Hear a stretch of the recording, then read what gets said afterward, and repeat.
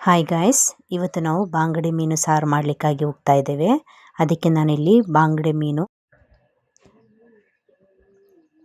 ಮತ್ತು ಮಾವಿನಕಾಯಿ ತೊಗೊಂಡಿದ್ದೀನಿ. ಮಾವಿನಕಾಯಿ ನಾವು ಸಾರಿಗೆ ಹುಳಿಗೋಸ್ಕರ ಉಪಯೋಗಿಸ್ತಾ ಇದ್ದೀವಿ. ಜಾಸ್ತಿ ಹುಳಿ ಇರೋ ಮಾವಿನಕಾಯಿ ಆದರೆ ನಾವು ಕಡಿಮೆ ತೊಗೊಳ್ಬೇಕಾಗತ್ತೆ. ಹಾಗೆ ನಾನು ಕರಿಬೇವಿನ ಸೊಪ್ಪು ತೊಗೊಂಡಿದ್ದೀನಿ. 2 ಮೆಣಸಿನಕಾಯಿಯನ್ನು ಉದ್ದಕ್ಕೆ ಹೆಚ್ಚಿಟ್ಕೊಂಡಿದ್ದೀನಿ. ನಾವು ಮೊದಲಿಗೆ ಒಂದು ಪ್ಯಾನ್ ತೊಗೊಂಡು ಅದಕ್ಕೆ ಮೆಣಸಿನಕಾಯಿ, ಕರಿಬೇವಿನ ಸೊಪ್ಪು, ಮಾವಿನಕಾಯಿ, ಶುಂಠಿಯನ್ನು ಹಾಕೋಣ. ಈಗ ಇದಕ್ಕೆ ಬೇಕಾದಂಥ ಮಸಾಲೆನ ರೆಡಿ ಮಾಡ್ಕೋಬೇಕು. ಅದಕ್ಕಾಗಿ ನಾನೊಂದು ಮಿಕ್ಸಿ ಜಾರ್ನಲ್ಲಿ ತುರಿದಿಟ್ಕೊಂಡಂಥ ತೆಂಗಿನಕಾಯಿಯನ್ನು ಹಾಕ್ತಾ ಇದ್ದೀನಿ.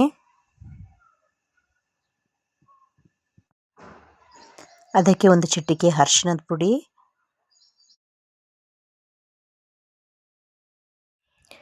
ಖಾರಕ್ಕೆ ತಕ್ಕಷ್ಟು ಬೇಕಾದಂತಹ ಖಾರದ ಪುಡಿಯನ್ನು ಸೇರಿಸ್ತಾ ಇದ್ದೀನಿ.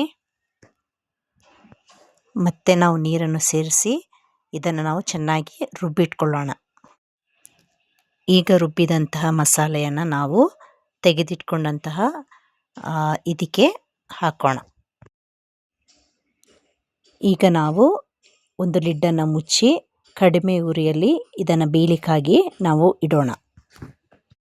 ಒಂದು 10 ನಿಮಿಷ ಬಿಟ್ಟು ನಾವು ಇದನ್ನು ನೋಡೋಣ. ನೋಡಿ, ಈಗ ಕುದಿ ಬರ್ತಾ ಇದೆ.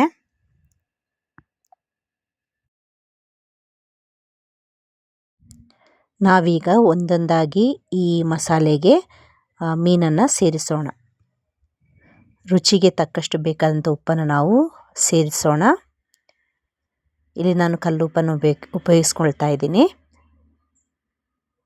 ಉಪ್ಪು ಹಾಕಿದ ನಂತರ ನಾವು ಲಿಡ್ಡನ್ನು ಹಾಕಿ ಮತ್ತೊಮ್ಮೆ ಮೀನನ್ನು ಬೇಯಲಿಕ್ಕಾಗಿ ನಾವು ಬಿಡೋಣ. ನೋಡಿ ಗಾಯ್ಸ್, ನಮ್ಮ ಮೀನು ಸಾರು ಚೆನ್ನಾಗಿ ಕುದೀತಾ ಇದೆ. ಕುದಿದು ಮೀನು ಅದರಲ್ಲಿರುವಂಥ ಹಾಕಿರುವಂಥ ಎಲ್ಲ ವಸ್ತುಗಳು ಕೂಡ ಚೆನ್ನಾಗಿ ಬೇಯ್ತಾ ಇದೆ. ಈಗ ನಾವು ಕೊನೆಗೆ ಏನು ಮಾಡಬೇಕಂತ ಹೇಳಿದರೆ, ನಾವು 1 ಸ್ಪೂನು ತೆಂಗಿನ ಎಣ್ಣೆಯನ್ನು ಅದರ ಮೇಲೆ ಹಾಕಬೇಕಾಗತ್ತೆ.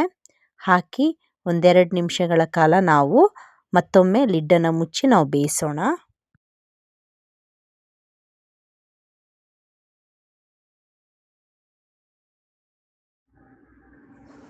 ಈಗ ನೋಡಿ, ಚೆನ್ನಾಗಿ ಕುದೀತಾ ಇದೆ.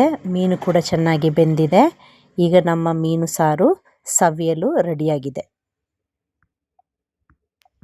Thanks for watching.